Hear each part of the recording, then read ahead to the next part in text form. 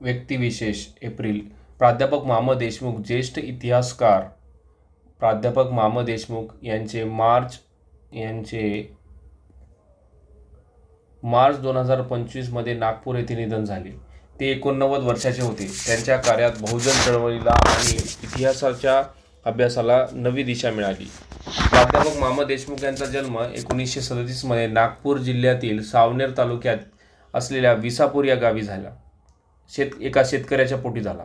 उच्च शिक्षणासाठी ते नागपूरला आले. नागपूर महापालिकेच्या शाळेत शिक्षक म्हणून रुजू झाले. नंतर मलकापूरला जनता कला वाणिज्य महाविद्यालयात प्राध्यापक म्हणून त्यांना संधी मिळाली आणि वर्षभरातच 1963 मध्ये ते धनवटे नॅशनल कॉलेज नागपूरमध्ये रुजू झाले. या महाविद्यालयाच्या इतिहास विभागाचे प्रमुख म्हणून ते निवृत्त झाले. मध्ययुगीन भारताचा इतिहास हा त्यांचा ग्रंथ विशेष गाजला. या ग्रंथावर महाराष्ट्र शासनाने बंदी घातली होती. मात्र त्याविरोधात न्यायालयीन लढा देऊन देशमुखांनी उच्च न्यायालयाद्वारे ही बंदी उठवली. त्यांची ग्रंथसंपदा शिवराज्य, शिवशाही, प्राचीन भारताचा इतिहास, बहुजन समाज आणि परिवर्तन, बौद्ध धम्म आणि शिवधर्म, अभिनव अभिरूप, अभ्यास असा करावा, जय जिजाऊ, मराठा कुणबी समाजाची दशा आणि दिशा, युगप्रवर्तक शिवराज, मराठ्यांच्या शौर्यगाथा, वंश भाषा श्रेष्ठत्व आणि सत्य, राष्ट्रनिर्माते, सन्मार्ग, समाज प्रबोधन, साहित्यिकांची जबाबदारी, मनुवाद्यांशी लढा इत्यादी. त्यांच्या कार्याने बहुजन चळवळीला आणि इतिहासाच्या अभ्यासाला नवी दिशा मिळाली. लेख, भाषणे देऊन बहुजनांमध्ये जनजागरण केले.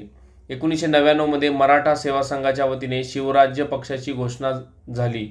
या पक्षाच्या अध्यक्षपदी प्राध्यापक मा. देशमुखांची निवड झाली होती. देव मुखर्जी. सुप्रसिद्ध अभिनेता देव मुखर्जी यांचे मार्च 2025 मध्ये वृद्धापकाळाने निधन झाले. ते प्रसिद्ध मुखर्जी कुटुंबातले होते. फिल्मालय स्टुडिओचे शशधर मुखर्जी हे त्यांचे वडील आणि आई सती देवी म्हणजेच अशोक कुमार, अनूप कुमार, किशोर कुमार या त्रयींची एकुलती एक बहीण होती. देव यांनी 60च्या दशकात तू ही मेरी जिंदगी, अभिनेत्री यासारख्या चित्रपटांमधून कारकीर्द सुरू केली. पुढे दो आंखें, बातों बातों में या चित्रपटातील भूमिकेमुळे त्यांची ओळख झाली. पुढे एक बार मुस्कुरा दो, मैं तुलसी तेरे आंगन की, अधिकार, आंसू बन गए फूल मधील त्यांच्या भूमिका गाजल्या. 2009 मध्ये आलेला विशाल भारद्वाज यांचा कमीने हा त्यांचा अखेरचा चित्रपट ठरला. मुंबईतील सार्वजनिक दुर्गा पूजेचे मुख्य आयोजक म्हणूनही ते परिचित होते. रमाकांत रथ. प्रसिद्ध ओडिया कवी आणि माजी नोकरशहा रमाकांत रथ यांचे 16 मार्च 2025 रोजी भुवनेश्वरमध्ये निधन झाले. ते 90 वर्षाचे होते. रथ यांचा जन्म 13 डिसेंबर 1934 रोजी कटक येथे झाला. रेव्हेनशॉ कॉलेज आता विद्यापीठ येथून इंग्रजी साहित्यात M.A. पूर्ण केल्यानंतर रथ 1957 मध्ये भारतीय प्रशासकीय IAS मध्ये रुजू झाले.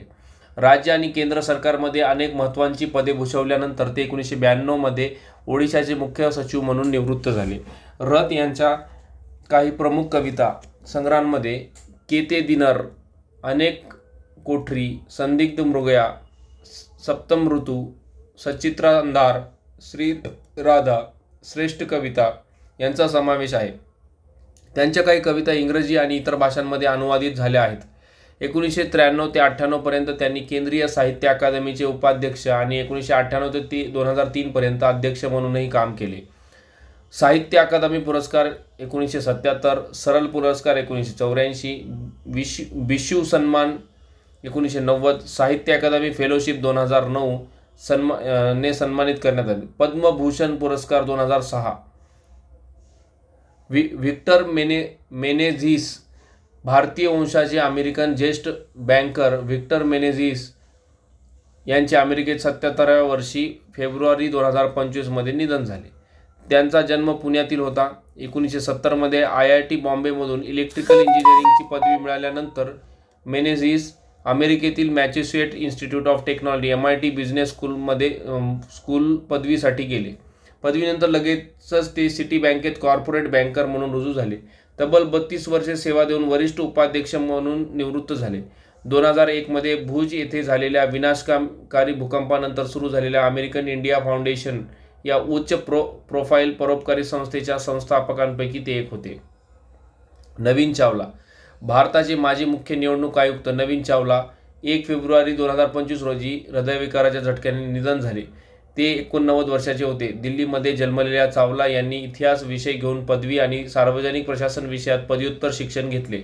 लंडन स्कूल ऑफ इकॉनॉमिक्सचे विद्यार्थी असलेल्या चावला यांना ऑक्सफर्ड विद्यापीठाच्या क्वीन एलिझाबेथ हाऊसचे फेलो म्हणून सन्मान मिळाला.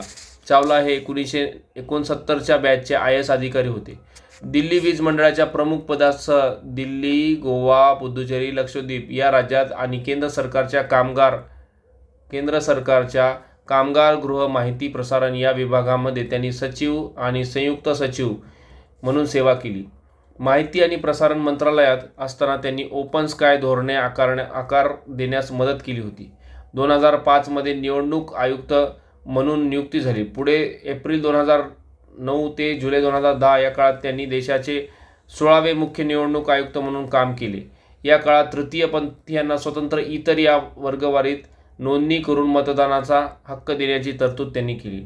राष्ट्रीय लोकशाही आघाडीच्या 200 खासदारांनी चावला यांना पदावरून काढून टाकण्याची मागणी तत्कालीन राष्ट्रपतीकडे केली. या काळात मुख्य निवडणूक आयुक्तांप्रमाणेच अन्य 2 आयुक्तांनाही घटनात्मक संरक्षण असावे अशी भूमिका चावला यांनी मांडली होती. ज्येष्ठ सामाजिक कार्यकर्ता मदर तेरेसा यांच्या सेवाकार्यात त्यांनी मोठा हातभार लावला. कुष्ठरोग्यांवरील उपचार व पुनर्वसनासाठी त्यांनी संस्था उभारली. चावला यांनी लिहिलेले मदर तेरेसा यांचे चरित्र प्रसिद्ध आहे.